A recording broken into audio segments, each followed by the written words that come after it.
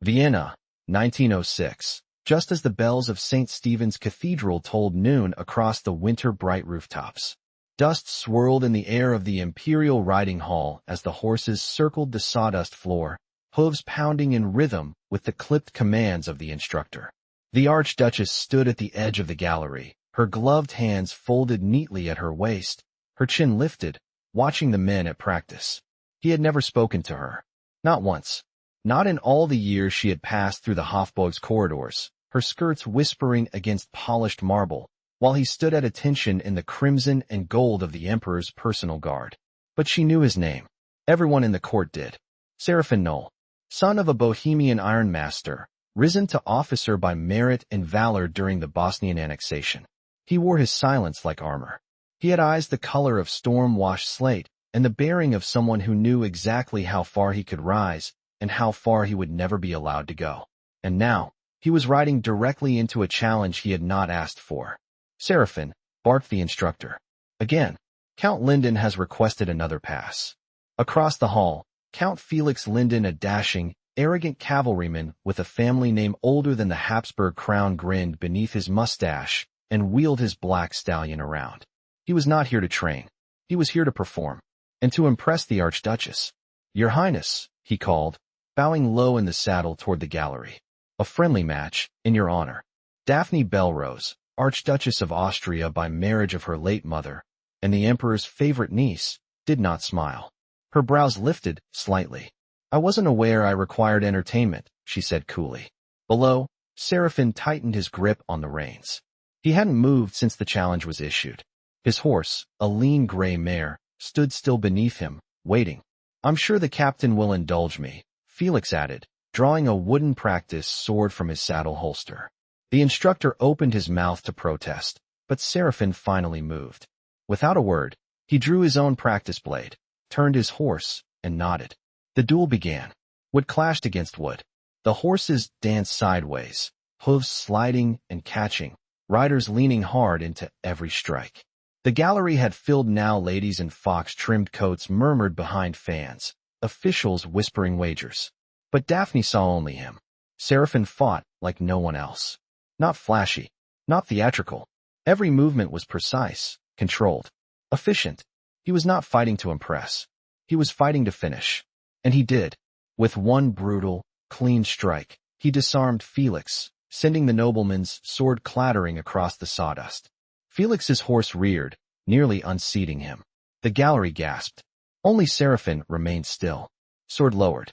Eyes on the man, not the crowd. Daphné stood. "Enough." The instructor snapped to attention. "Captain Noll," she said, voice cutting through the silence. "Meet me in the conservatory. Now." It was the first time she had spoken his name. He dismounted without a word, handed off the reins, and followed her through the arched stone corridors, his boots echoing behind her. The conservatory door closed with a soft thud. "Was that necessary?"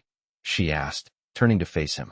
"I was challenged," he said simply, "by a man who flaunts his titles like feathers on a cap. You didn't have to humiliate him. I didn't do it for him."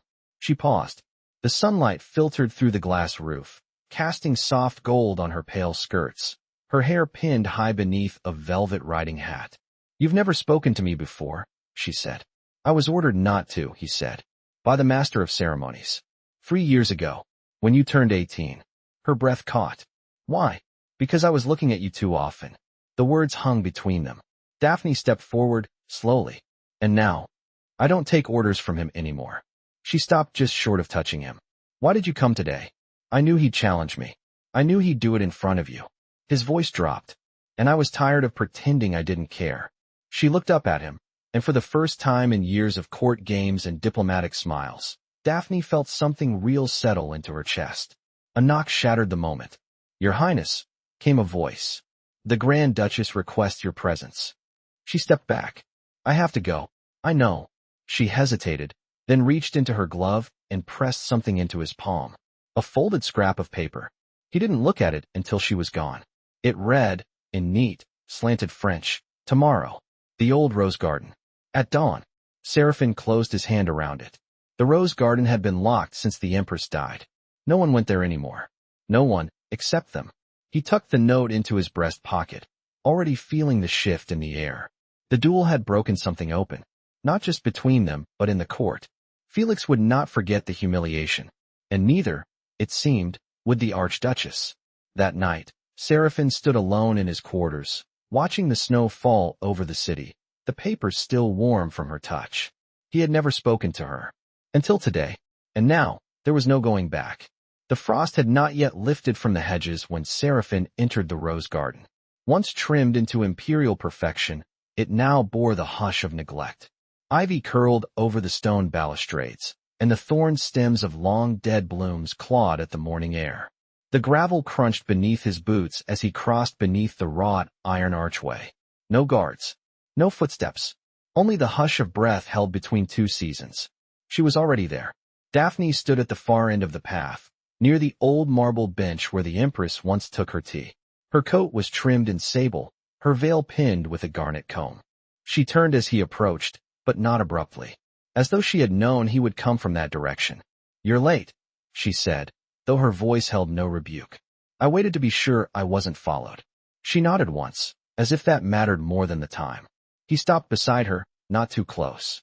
The air between them was cold, but it hummed with something warmer, just beneath the surface. "Did he come to you?" she asked. "Lyndon?"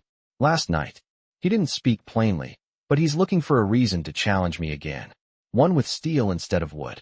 Her gloved hands tightened around each other. "He'll use my name." "I know." They stood in silence for a moment. In the distance, the Danube bells began to chime the half-hour. "You shouldn't have asked me here," he said softly. "If someone sees." "They won't. You're watched more than you think." "I'm watched constantly. But not here. Not anymore. They all believe it's haunted." He glanced at her, and she gave a faint, almost imperceptible shrug. "My mother used to come here after Massachusetts. No one speaks of her much anymore. I suppose ghosts suit a woman who died too quietly." Serafin looked past her, toward the broken trellis where a single stubborn vine still clung to the cracked wood. "You remember her?" he asked. "Only her scent," Daphné answered. "She always had rosewater in her gloves. I used to press my face into them when she came from court." The air between them shifted, not with pity, with recognition. "She would have liked you," she added, without turning. "You don't know me," he said. "I know what you didn't do." She looked at him now. "You could have shamed him further. You didn't. You could have refused my summons. You didn't." He didn't answer. She took a step closer. "Does it matter to you why I asked you here?" He studied her. The question was real. Not a court play, not a trap. Just Daphné, in the cold, asking a question no one else had dared to voice. "Yes," he said. "Then I'll tell you." She slipped off one glove, slowly, and lifted her bare hand to the morning light. A faint bruise marked the side of her wrist. "It wasn't Felix," she said. "It was his uncle, the Prince of Liechtenstein, at a diplomatic supper 2 nights ago." Serafin's jaw tightened. "No one saw," she said. "It was under the table. A grip, nothing more. But I know the difference between a warning and a promise." Her voice did not falter. "They want me married to someone loyal. Someone who will keep me visible, but silent." He stepped closer. The cold forgotten. "Why me?" he asked. Her eyes didn't leave his. "Because you don't want to own me. Just to stand beside me. I've seen it. In the way you look at things no one else notices. In the way you never reach for what isn't freely offered. I'm not the man they want for you. I don't care what they want." His breath came slow. "If we do this, if we go further, they'll do more than threaten. They'll call it treason." "Yes," she said. "But they'll have to say it aloud. And when they do, they'll be forced to admit I have a will of my own." A wind moved through the garden, stirring the dead leaves at their feet. He reached out, slowly, and touched her hand. Just his fingers against hers. No grasp. No claim. Her eyes closed. And then she turned her palm upward, threading her fingers between his. It was not a kiss, but it was a beginning. From the palace tower, a distant bell rang the hour. Daphné pulled her hand back, replacing her glove with practiced ease. "I'll leave first," she said. "You wait 5 minutes. Then take the side path. There's a broken gate in the hedge. It leads to the stables." He nodded once. She hesitated, then added, "There's a luncheon at the Hungarian embassy this week. My aunt expects me to attend. I'll be posted at the northern entrance," he said. "Good." Her gaze lingered on him. "Then I'll wear blue, so you know when to look." She turned and disappeared through the archway, her footsteps vanishing like mist on the gravel. Serafin waited. 5 minutes. And then he slipped through the rose garden's broken gate, past the frost-laced hedges, toward the stables. Neither of them noticed the figure watching from the gallery above the conservatory. Felix Linden, hands clasped behind his back, lips pressed thin. He did not move. Not yet. But the game had begun. The Hungarian embassy sat behind wrought iron gates and winter-bare lindens, its facade washed in pale ochre and trimmed with stone lions. The luncheon spilled across its drawing rooms in a haze of clinking porcelain and murmured German, French, and Magyar. A harpist played from the mezzanine, her fingers brushing the strings with practiced indifference. Serafin stood at the northern entrance, his saber at his side, his uniform crisp beneath the bitter chill that seeped through the archway. He had arrived early, as protocol demanded. No one noticed the way his gaze swept the arriving carriages until it landed on the woman in the periwinkle coat. Daphné did not look toward him, but the moment her gloved hand grazed the fur collar at her throat twice, then once he turned slightly, acknowledging the signal. It was not affection. It was certainty, a private language born in silence. Inside, she moved through the rooms with courtly grace, exchanging pleasantries with the Hungarian countess and the Belgian ambassador's wife. No one questioned her presence. She had been raised to be both ornament and observer, and she wore that knowledge without apology. Near the hearth, a voice halted her. "Your Highness," Felix Linden said, offering a bow too deep to be sincere. "I hope your morning ride was invigorating." "I haven't ridden since Epiphany." Then I must have been misinformed. Curious, isn't it? The ways rumors travel. She let her gaze rest on him, measured but unflinching. Only when someone's paid to carry them. Felix stepped closer, lowering his voice. "You may find your freedoms narrowing, Daphné. Vienna's patience wears thinner than winter ice." She tilted her head. "Are you suggesting I be careful?" "I'm suggesting you remember who watches your steps, and who might ensure you don't stumble. You mistake me for someone who fears falling." Before he could answer, the Count of Gier swept in with a toast, and Daphné slipped away, her expression unreadable. Outside, the wind shifted. A small boy barely 6 tugged at his mother's coat near the gate, his cheeks red from the cold.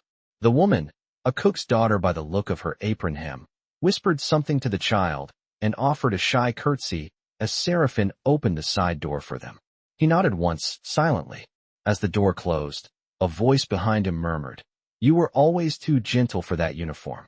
Serafin didn't turn. "Mr. Linden." Felix stepped into the shadowed archway, away from the other guards. His tone was stripped of varnish. "She isn't yours to protect. I don't recall her being yours either. You're a footnote in a family ledger. A man of no country, no coat of arms. She's the Emperor's kin. Do you know what that makes her?" Serafin stared at him. "A target." Felix's smile was thin.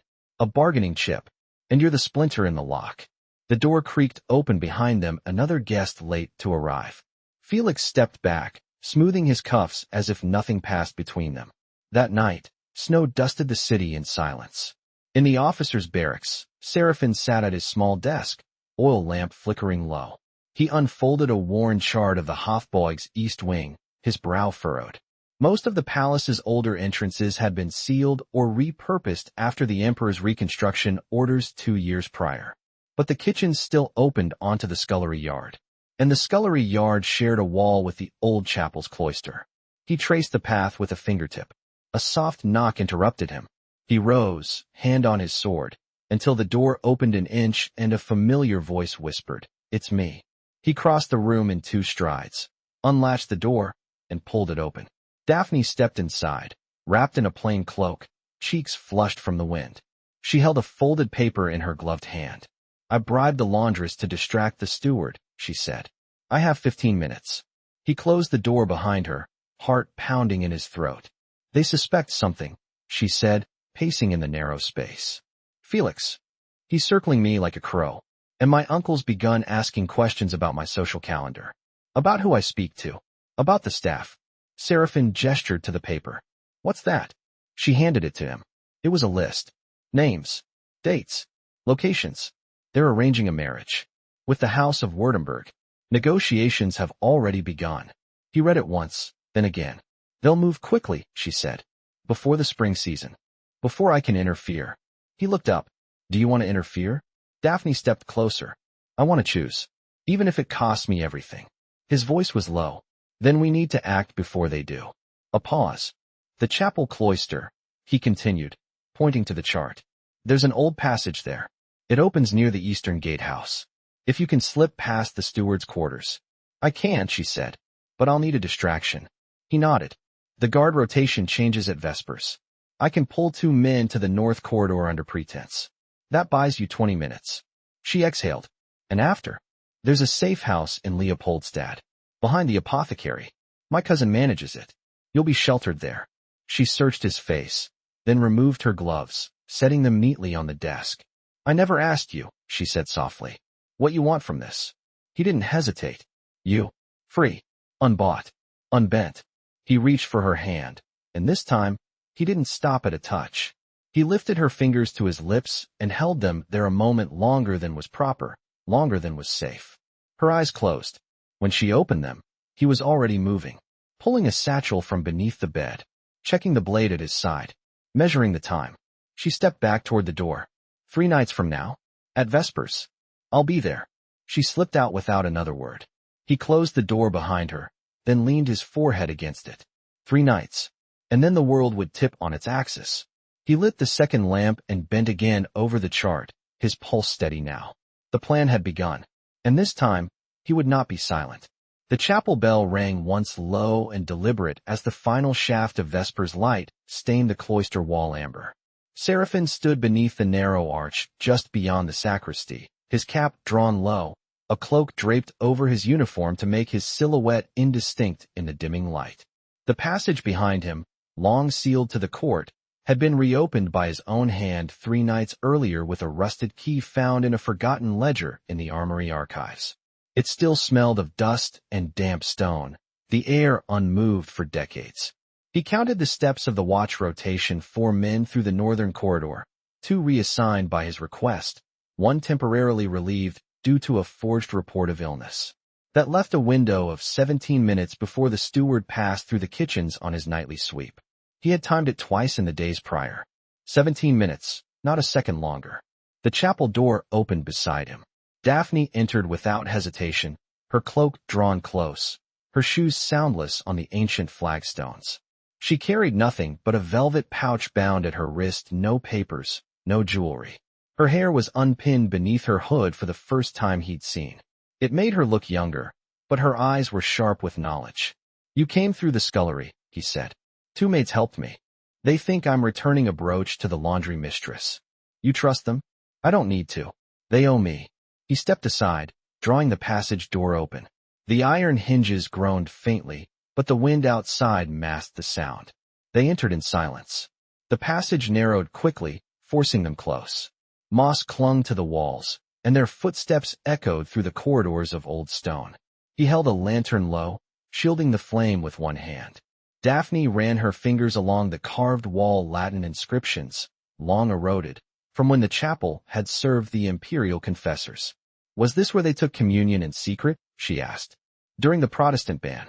Some were executed for it. Why preserve it? To remind the rest not to forget. They reached the final turn. The air here was colder, touched with the scent of river water and iron. The passage ended beneath the gatehouse vestibule, hidden behind a false panel in a timber wall. Serafin pressed his shoulder against the seam, and the panel gave way with a low creak. Outside, the gas lamps along the Danube flickered in the wind. The city beyond the palace walls breathed without them. Daphné stepped through first, her cloak catching on the threshold. He freed it gently, and she turned to him, her voice low. What happens if they find out tonight? They won't. Not tonight. And when they do? He didn't answer. They moved quickly across the lower courtyard, past the deserted grain store, and into the shadows of the outer stables. From there, Serafin led her along a narrow alley behind the fencing pavilion. At its end stood a narrow wooden gate. Beyond it, the Leopoldstadt bridge loomed faintly in the dusk, its arches silvered by frost. A horse waited there.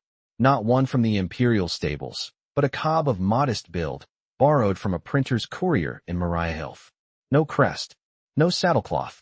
It would draw no notice. Daphné laid a hand on its mane, quieting it with a soft murmur. You've done this before, Serafin said. I used to ride out with the dressmaker's daughters. I wasn't always watched so closely. He helped her mount, then swung up behind her. His arms encircled her, not possessively, but to anchor her as they set off across the bridge. The city lights blinked alive one by one, reflecting in the black water below. She leaned back slightly, just enough for her voice to reach him. If I don't return by morning, the Emperor will call a council. He'll assume political interference, Serafin said. Foreign or domestic. He'll blame my father's people first, she said. The French blood never sat easy with them. Do you regret leaving them unguarded? I regret that they never learned to defend me. They rode in silence until the last arch of the bridge gave way to the narrow lanes of Leopoldstadt. The cob's hooves slowed on the uneven stones. They passed the bakery with the green shutters, the tobacconist with its windows shuttered against the cold, and turned down an alley so narrow their knees brushed the walls. At the end stood a crooked door with a brass knocker shaped like a lion's paw. Serafin dismounted and knocked twice, then once again. A moment later, the door opened. A young woman with ink-stained fingers and a kerchief around her head stepped back, eyes widening slightly. Cousin, she said. You didn't say she was royalty. She isn't, Serafin said. Not tonight. The woman nodded once, stepping aside. This way, then. The back room's warm. I boiled water. There's bread. Daphne followed her without question, her posture straight, her eyes alert. She had not wilted in the cold or wearied at the risk. She moved as if stepping into her own future. Serafin closed the door behind them and bolted it. He remained still for a moment, hand resting on the wood. She'll be hunted, his cousin said quietly. And you with her. I know. She handed him a key. Then you'd better make it worth the price. He took it, then stepped into the back room. Daphne had removed her cloak. Her hair fell loose around her shoulders now, and her hands were wrapped around a steaming cup. Where will we go? She asked. Not far, but far enough. She nodded. Will you stay? She asked. He crossed the threshold and sat beside her, their knees brushing. I never intended to leave. She looked at him then, deeply, as if seeing every choice he had made to reach this room beside her. And for the first time, her hand reached for his without hesitation. Outside, the snow began to fall again, slow and quiet, covering Vienna in a veil of white. Inside the small room behind the apothecary, two people sat side by side, choosing one another in defiance of every order ever given to them. Neither would belong to the world they left behind, but they would belong to each other.